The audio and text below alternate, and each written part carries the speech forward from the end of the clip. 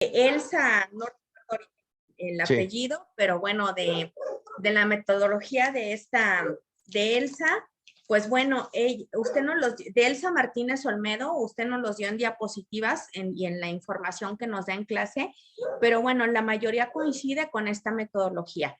Entonces, bueno, pues ya sinceramente me siento entusiasmada porque ya va a cerrar el cuatrimestre, ya vámonos de vacaciones, ya vamos a planear compras para la cena y cosas así.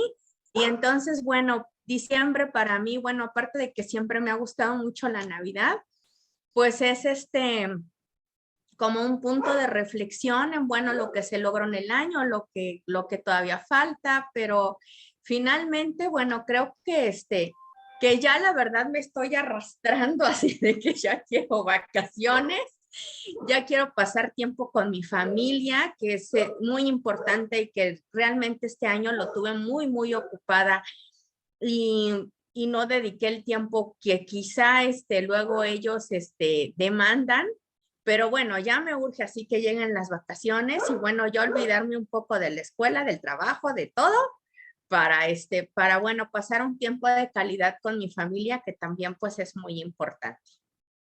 Sin duda, profesora Patricia, un respiro siempre ayuda bastante, más en los aspectos educativos, también se desgasta la educación. Un docente también tiene fecha de caducidad y es importante una pequeña retirada. Eso ayuda bastante en esa perspectiva, profesora Patti. Muy bien, aprecio precisamente tu pensar. Profesora Edith, ¿cómo están por allá en las periferias? ¿Cómo va esa reflexión también de mercado, personal, familiar, los gastos? Buenas tardes a todos. Pues eso de reflexión de los gastos, pues sí hay que ser un poquito más conscientes. Ya no es lo mismo que el día de ayer. Creo que la inflación está hasta el tope, creo, pero pues ahí vamos, sobreviviendo. Yo creo que todas las familias mexicanas estamos en esa situación de hacer lo posible. Exacto. Fíjese, profesora Edith, que hace un momento estaba platicando con mi esposa sobre Profeco, acaba de sacar una lista de esos productos básicos que no son para los fifís, sino son para toda persona de la calle. Y sacó precisamente desde el 2018 al 2021 ahora, cuál fue precisamente, qué tanto hubo de aumento de los precios. De hecho, por ahí tengo la fotografía, se los voy a compartir, y sí es muy significativo. Casi, por ejemplo, donde viene el frijol y el arroz, que son comidas básicas, todo lo comemos, es a un 70%, ¿no? Todos esos precios, impresionante realmente, profesora Edith. Sí, doctor, pues vamos a ver cómo va avanzando esto de la economía de México. Esperemos que se pueda mejorar, aunque la situación no solamente de México, sino de todo el mundo, en todo el mundo hay inflación. O sea, no estamos exentos, pero obviamente a los países un poquito en vías de desarrollo, que así nos llaman, pues nos afecta más. Totalmente, profesora Edith. Podemos hacer deducciones. La misma educación puede ser interpretativa, ¿no? Nos puede ayudar precisamente para organizar y sobre todo para evitar algunos errores que vengan de ese futuro, ¿no? Y fíjate, profesora Edith, hoy lo vamos a comentar. Existió un educador de origen holandés, bueno, especialmente fue danés, llamado Søren Kierkegaard.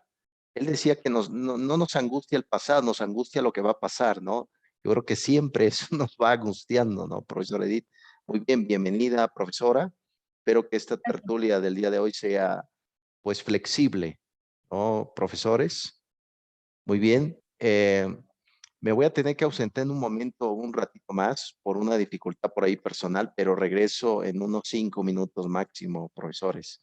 Entonces, y fíjense, una vez me pasó a hacer eso con profesores igual de maestría y dejé el video y todo y después los escuché. No, hombre, se revelaron todos, empezaron a hablar, hablaron de Chompira. Es más, hasta me estaban asociando con Chompira del Chavo del Ocho. Entonces, impresionante realmente, ¿no? No dudo que ustedes lo hagan, profesores. Muy bien.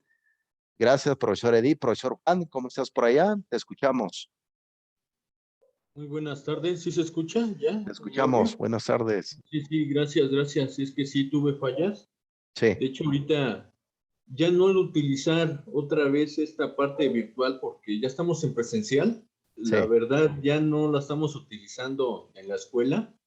Entonces, ahorita otra vez lo tuve que ajustar porque ya Ujú, todo lo estamos realizando en presencial y pues, como estaba mencionando hace rato la profesora, sí. en el aspecto del consejo técnico, pues ver esos aspectos de cómo los alumnos, pues a veces es la enfermedad, no del COVID, pero por otros tipos de sus mismos parientes o demás. Entonces, tenemos que hacer esos cambios también en el aspecto de la evaluación. Entonces, también, pues vamos, los alumnos pueden ser hasta 3, 4, 5 los que faltan, entonces hay que ajustar todo este tipo de situaciones.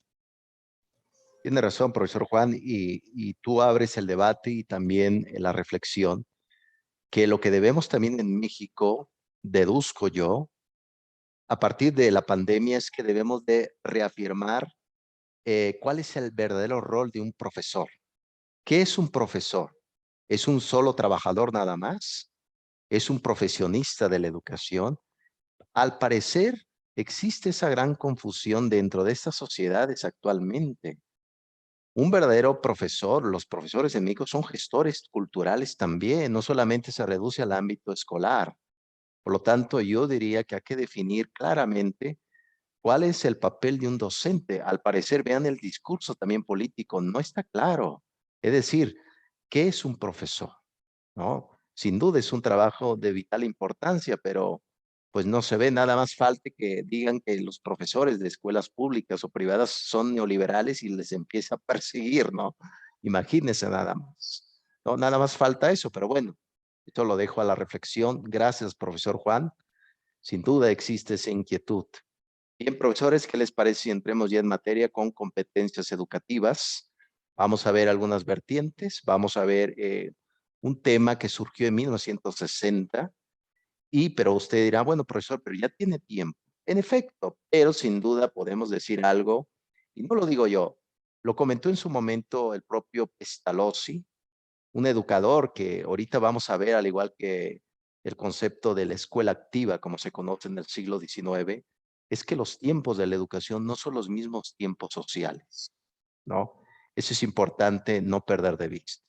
Queremos medir desde la cultura laica de personas que no son educadores, ustedes son expertos en educación y a veces se pretende dar opiniones en decir, bueno, profesor, ya pasó mucho tiempo, sí, pero entre más tiempo pase, mayor se convierte en una teoría pedagógica y se establece de mayor robustez.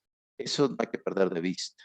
La mayoría de las opiniones de este siglo XXI, sea por ejemplo Robert Schwartz, el propio Mark Presky, el propio Díaz Barriga, Frida, la mayoría de estas teorías se sustenta por esas perspectivas de siglos pasados. Por lo tanto, no se les olvide, los tiempos educativos no son los tiempos de la sociedad. Muy bien, vamos a ver alguno, comparto la diapositiva. Ya rápidamente para retomar las ideas anteriores de las inteligencias múltiples, que considero que ha abierto el debate para algunas circunstancias diferentes. Como le comentaba la profesora Edith, hubo por ahí un educador filósofo llamado Søren Kierkegaard, un danés, estamos hablando del siglo XIX. Este hombre curioso fue un educador brillante, tiene aportaciones interesantes y él fue el creador del existencialismo. El existencialismo es una corriente educativa, pedagógica, que dice que lo que debe de interesar, fíjense lo que dice, lo que debe de interesar, dice Soren, para un educador, para una escuela, no son aspectos generalizados como aprender ciertas teorías, sino cosas particulares del sufrimiento humano, cómo estás el día de hoy, cómo te fue, no tengo trabajo, profesor, mis padres se han peleado, mis padres se han divorciado. Según la inteligencia existencialista o existencial, debe de poner en el centro aspectos comunes de la vida. Y aparentemente uno puede pensar, bueno, profesor, pero eso no es importante. Resulta que este tipo de inteligencia que viene de este danés del siglo XVIII que sí, es de vital importancia, porque hay comentarios que a lo mejor no tengan nada que ver con la materia de ese momento, pero son importantes. Oye, profesor, yo tengo una duda, me peleé con mi papá, ¿qué puedo hacer? Esos temas, ese tipo de material son muy importantes para el ambiente educativo. Curiosamente, Soren fue una persona que nunca tuvo una relación sentimental, pero escribió un libro que se llama Diario de un seductor. Y no era nada de seductor. Imagínense nada más, ¿no? Yo creo que fue una proyección pedagógica, filosófica, ¿no? Por lo tanto, recuerden que les platiqué de Matteo Lindman. Él fue el creador de la filosofía en el aula. También está el propio José Barrientos Rastrojo, uno de los, se podría decir que han estudiado mucho el aspecto de la filosofía para niños, se abre el debate. Entonces, ese tipo de actividades lo pueden hacer en clases, dejar ciertas problemáticas o ciertos conceptos que lo pueden llevar a través del debate. ¿Se acuerdan que lo vimos con el profesor Pimienta? ¿No? Armar toda esta tertulia, circunstancias. Ahorita vamos a ver otro tipo de modelo educativo enfocado en las competencias, que es la educación basada en problemas. Vamos a ver de qué va este tema, dónde surgió, cómo va actualmente, se utiliza o no, se puede utilizar en diferentes periferias en México, se puede hacer, en efecto. Recuerden que un problema, ahorita lo vamos a ver, no es algo que se inventa. El problema surge cuando existen interacciones humanas, no interacciones de cosas, interacciones humanas de sujeto, de la subjetividad. Muy bien, entonces, esto fue Soren Kierkegaard, el creador del existencialismo, y precisamente esto pueden hacer ustedes, revisar, como les había platicado, pueden hacer obras de teatro, que el alumno elija un héroe, puede ser Spider-Man, ¿no? Hasta curiosamente, los personajes de cine hay ciertas imitaciones de los jóvenes, hay ciertas virtudes. Por ejemplo, este personaje Batman, ¿no? Ya ves que, de hecho, hay un libro por ahí de filosofía que habla de los personajes de Hollywood, ¿no? Por ejemplo, ¿qué tipo de virtud tiene Batman? Ah, es que tiene fortaleza. Y muchos se identifican a lo mejor con ese personaje. Se puede llevar a cabo en el aula, sin duda, a través de interpretación, de, sobre todo, depurar, porque es lo que debemos de hacer, depurar ciertas actitudes de los propios personajes históricos. Muy bien, profesores, por ahí la profesora tenía un comentario, profesora Lisbeth, escuchamos. Sí, era en referencia a lo que menciona, de que a veces los problemas o las situaciones que presentan nuestros alumnos de su casa, de alimentación, pues son los factores que intervienen en su aprendizaje, ¿no? Cuando tenemos alumnos que no desayunaron, y eso es real, o sea, lo vivimos a diario con los niños, que no desayunaron, que llegan sin comer, el niño es difícil que se concentre, tú le estás explicando algo y el niño está acá. ¿Qué tienes, hijo? Es que me duele mi pancita porque no comí. Imagínense ese escenario, pues es muy complejo para nosotros los docentes. ¿Qué haces? Pues bueno, por ejemplo, en las escuelas donde hay desayunos escolares, a veces les das una lechita o les das unas galletas y pues ya, las consume. Pero a veces uno mismo como docente pues tiene que comprarles algo de la cooperativa para que coman porque finalmente son niños, ¿no? Ellos no tienen la culpa, pero eso repercute mucho en su aprendizaje, no se concentran, incluso a veces puede haber conflictos con otros compañeros por estas situaciones. Entonces, a veces hay niños, ¿no? En los pequeñines de primero, segundo, te dicen, maestra, es que yo le quiero contar algo. Y tú le dices, no, pero espérame porque estoy dando este tema. Entonces, a veces incluso el comentario que te va a hacer el alumno, como usted bien menciona, puede servir de, pues sí, para empezar una temática, ¿no? O para seguirla. Entonces, a veces nos pasa eso, que menospreciamos un poco los comentarios de los niños y en función de ello podríamos seguir las temáticas, darles otra, no sé, otra dimensión y de alguna manera ahí estamos tomando en cuenta sus intereses, sus necesidades y no estamos perdiendo la temática. Entonces, yo sí coincido en que pues los problemas existenciales de nuestros alumnos limitan mucho el proceso de enseñanza-aprendizaje. Totalmente, profesora Lisbeth, lo dices bien. Es importante también mencionar que aparentemente aparentemente, profesores, eso es muy obvio. Como profesor, eso es obvio, pues no era tan obvio. Siglo XVIII, siglo XIX, vean a Buenaventura Delgado en Historia de la Infancia, en su libro Editorial Ariel, menciona que, como saben, la sociología es una ciencia que nos dice qué hay detrás de cada uno de los sujetos, de dónde viene, de qué tipo de sociedad, todo este recorrido cultural. Y resulta que la sociología nos dio claves para entender que el sujeto que está sentado en el aula trae tras de sí toda una genealogía familiar, alimenticia, ¿no, profesora Lisbeth? Uno pensaría, ¿cómo que el alimento va a afectar? Hasta el clima también afecta la educación, afecta la geografía. ¿Cómo, profesor? ¿Cómo es posible? Claro que sí. Viendo del punto de vista, inclusive podemos hablar un poco, no metiéndome tanto porque no soy especialista, pero la propia psicología ha ayudado y nos da pistas del factor interno del sujeto, ¿no? Su aspecto de emociones, su aspecto inclusive corporal. Eso también influye en el aprendizaje. Hasta una silla no adecuada en el aula también puede provocar que no aprendas. ¿Cómo es posible? Pues claro que sí. Pero eso no se sabía, profesor. Eso no se sabía, es algo nuevo. Por lo tanto, todas estas corrientes que desembocan en la pedagogía, en la educación, ayudan precisamente para entender qué va el tema de las competencias. Y lo hemos visto hasta ahora, ya a estas alturas de nuestra materia, que la competencia no es que vea al otro como un rival, como un enemigo, no, sino puedo colaborar con el otro para llevar a cabo y solucionar problemas sociales de la vida. Porque así es. Algo que debemos de entender es que el aula de clase no son rivales, no debo yo de tener a mi otro compañero o estar ajeno, aislado, no, en lo social, vean, en, aspecto, en la parte laboral, te piden que trabajes en equipo, piden que trabajes colaborativamente. Las competencias están enfocadas en eso, en una integración del sujeto con su acción social. Recuerden muy bien, siendo un poco de historia, ustedes, bueno, ya les había platicado, cuando yo di, por ejemplo, epistemología educativa, vimos el tema de los niños salvajes. Ustedes le echan un vistazo, por ejemplo, en las crónicas de la Torá judía, ven el Éxodo, ven a Moisés, que fue un niño abandonado en el río ahí, que Dios te guarde, un niño abandonado. Por ejemplo, Víctor fue otro niño francés. Recuerden que esta revolución francesa, que muchos han dicho que fue el concepto de la libertad humana, pues muchos no estaban de acuerdo con esa guerra, ¿no? En especial los más pobres. Víctor huyó de esa guerra con sus padres murieron. Víctor fue creado curiosamente por lobos. Eso es increíble, claro que sí.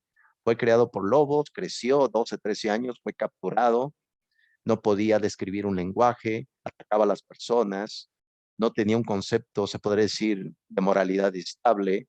Fue criado a los 40 años, está todo en las crónicas del concepto de la epistemología educativa. Muere, lo único que pudo decir fue papá al médico que le dio un proceso educativo muy conductual. ¿Pero a qué voy con todo esto?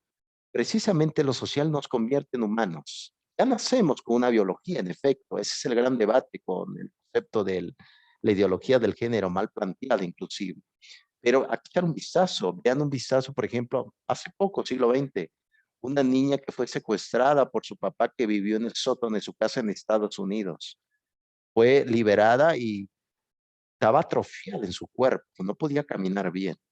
Entonces, ese desplazamiento nos ayuda a entender que las competencias no es una acción propia, es con los demás, colaborar con todos. Eso es importante, ¿no? Eso es pura epistemología educativa. Muy bien, ya dejamos a las autoras. ¿Alguna pregunta, profesores, de este tipo de inteligencias? Sin duda, eso sí, No, profesores, doctor, está bien. dan más inteligencias. El profesor Howard por ahí decía, bueno, son 7, pero pueden venir más, inclusive vimos 11 y demás. Puede venir un sinfín de cosas. Pero hasta ahora, y ustedes lo van a encontrar, que existe toda una corriente que dice que no existen las inteligencias, es puro invento. ¿Cómo es posible eso? Si yo ahorita tengo un frío del diablo, a lo mejor me puede decir el profesor Juan, no, pero yo tengo calor, me siento en la playa. Es la forma de percibir un mundo distinto. En el concepto cognitivo racional, todo el mundo aborda un concepto distinto. Vean, como decía Hegel, el filósofo alemán, de noche todos los gatos son pardos. Yo veo por ahí que viene alguien, le hago seña, ¿cómo estás, vecino? Resulta que es un árbol, ¿no? Percibo mala realidad a través de los sentidos, sí, pero lo percibo distinto. Esas son precisamente las inteligencias múltiples, profesores. Lo podemos ver del punto de vista de la filosofía, ¿no? Bien, ¿alguna pregunta, profesores, sobre este tema que ya dejamos?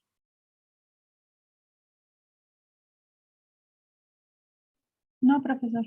Ok, muchas gracias, profesores. Como siempre, mora vocis, voces vacías, como se dice en latín.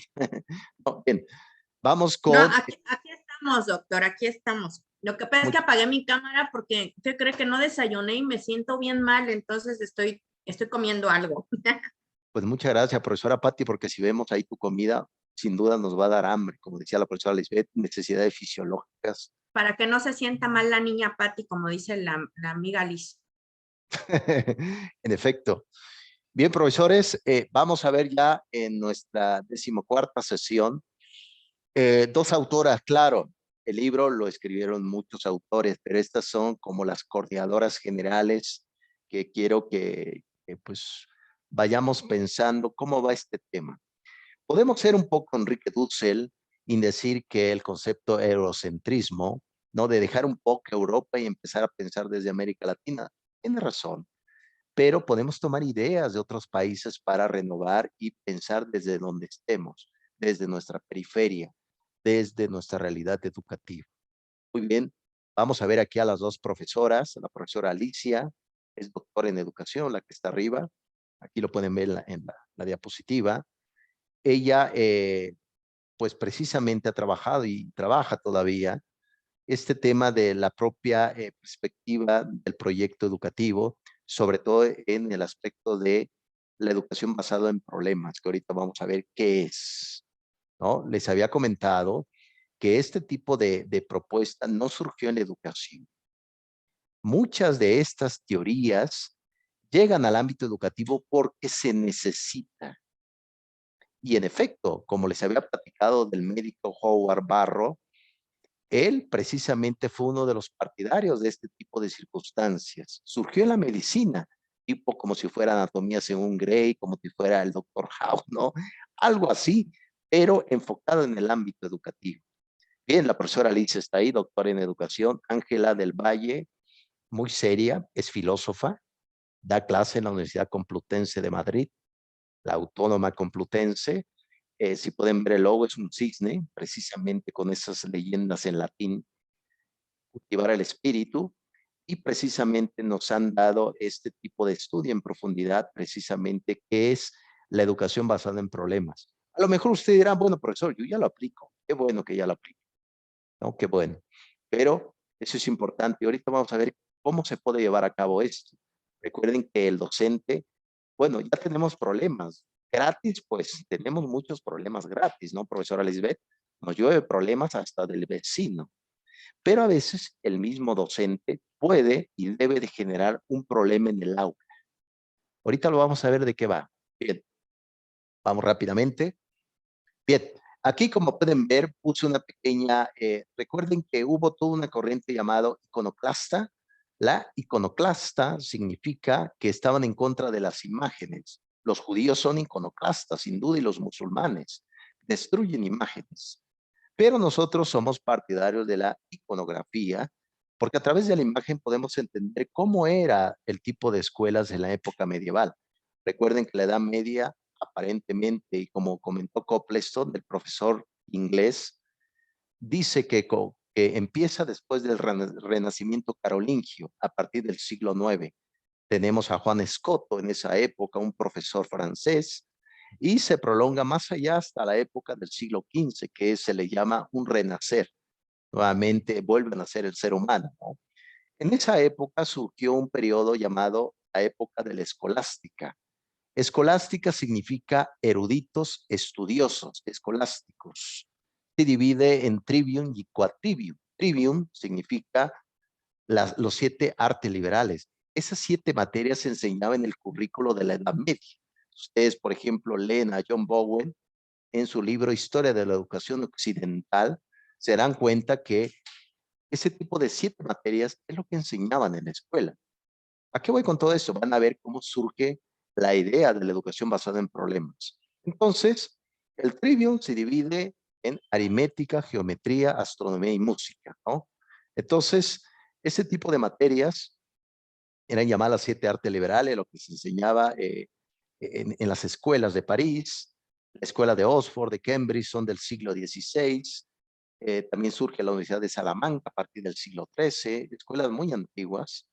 Entonces, como pueden ver esta pequeña iconografía, el docente se sentaba en la cátedra, de ahí viene la palabra catedral, cátedra, es decir, mando único, mando de sabiduría.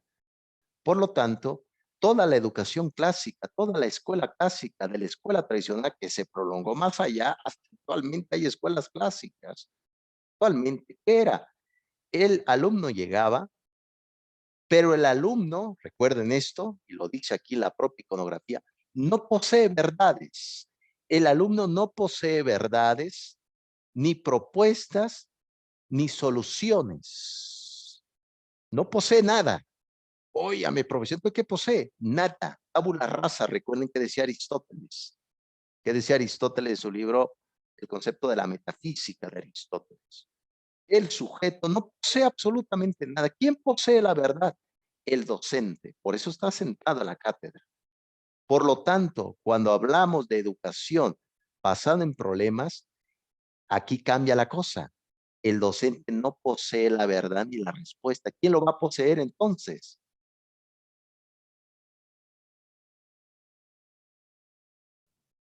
El alumno.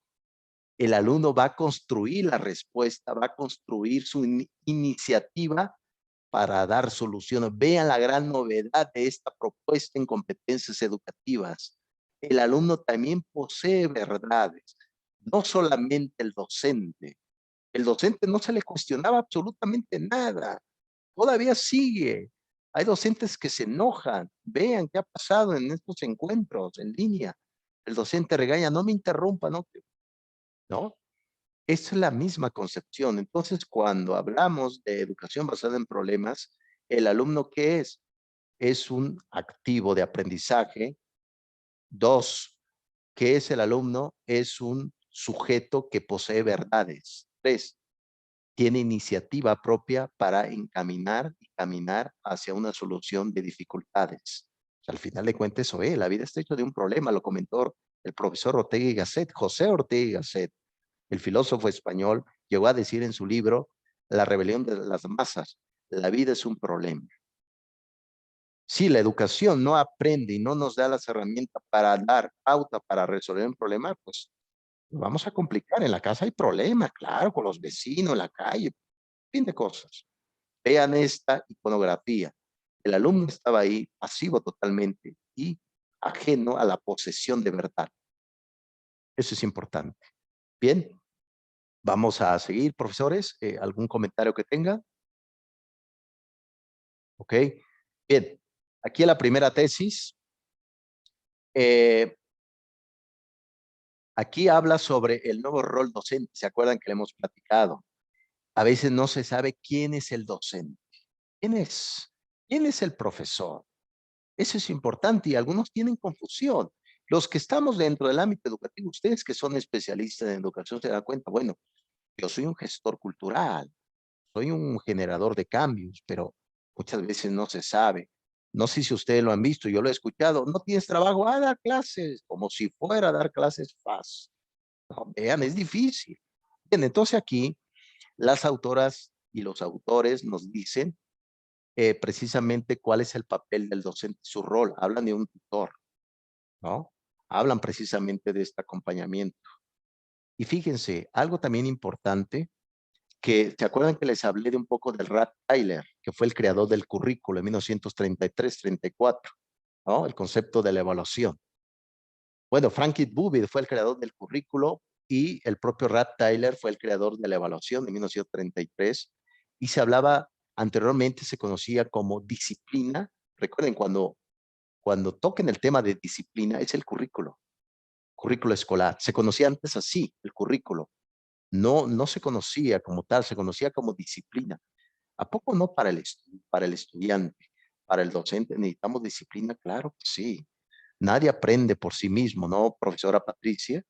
Nadie aprende como arte de magia, ¿no? Oye, véndeme un disco ahí, me lo voy a meter en la cabeza y ya aprendí sin fin de lenguas clásicas. Pues no, hay un esfuerzo totalmente latente. Por lo tanto, es importante aquí no olvidar, profesores, que las competencias no es algo innato, es una construcción social. ¿Y qué se requiere? Esfuerzo. Y por ejemplo, si tú en la clase estás y dice un alumno, oye, profesor, yo no quiero aprender, no te puedo obligar a aprender. Nadie está obligado a aprender. Nadie está obligado, por Dios. Bien, eso es la primera cuestionamiento. Vamos con la siguiente. Aquí, por ejemplo, ¿qué es? Aquí las autoras nos brindan desde su ronco pecho, los autores de este libro, para ellos, ¿qué es el aprendizaje basado en problemas? Hablan de un sistema didáctico. Recuerden que era la didáctica, ¿no? Esta descripción griega, enseñanza y aprendizaje. El que enseña también se aprende a sí mismo. Eso es la didáctica, ¿no? Habla de este concepto, ¿no? Y sobre todo, armar los escenarios educativos. Pero fíjense, también hay otro paradigma que no se tenía en cuenta, profesores, que no se tenía en cuenta. Anteriormente, ya nos había dicho el propio Richard Gerber en su libro Crear hoy la escuela del mañana. Él fue, y de hecho lo comenté aquí, uno que estudió, de hecho cuando él llegó a su escuela en Inglaterra, una escuela abandonada, tenía el último lugar, de cuenta en ese libro, que llegó al aula y las aulas estaban oscuras, hacía un frío terrible, no había didáctica, es decir, no había dibujo, no había nada. Los alumnos, una vez terminando, vámonos. Entonces, ¿qué hizo él? Les platiqué, fue a las empresas Google, Facebook, que actualmente era Facebook, y se dio cuenta cómo estaba el espacio donde trabajaba. Entonces dijo, esto lo voy a aplicar en mi escuela. ¿Qué hizo? Dio más luz a esos salones de clases oscuras, pintó la escuela, puso cafeterías, hasta teatro puso en su escuela, puso también mesas, hasta sofás para acostarse. ¿Cómo? Pues sí, puso mesas de sin fin de juego, hasta puso videojuegos, de hecho. ¿Cómo? Pues sí, a eso le llamamos espacios educativos. Los espacios educativos deben ser adecuados para el aprendizaje. Uno pensaría, oye, por ejemplo, yo puedo aprender hasta de un árbol. Pues debe de haber las condiciones necesarias para el aprendizaje. No se les olvide esto. Cuando alguien, un director de la institución, ustedes como expertos, digan, bueno, si alguien le dice, por ejemplo, a la profesora Patricia, quiero armar, el director que te diga, quiero armar competencias educativas. Bueno, profesor, pero para empezar hay que organizar todo el espacio educativo de la escuela, bancas cómodas. O entonces, no, profesora, requiere inversión, ¿no? Requiere mucha inversión. Bien, profesores, ¿qué les parece si tomemos un pequeño recesito, como siempre? Ahorita venimos ya a terminar esto y entramos ya con la siguiente actividad. Bien, ahorita lo vemos, profesores.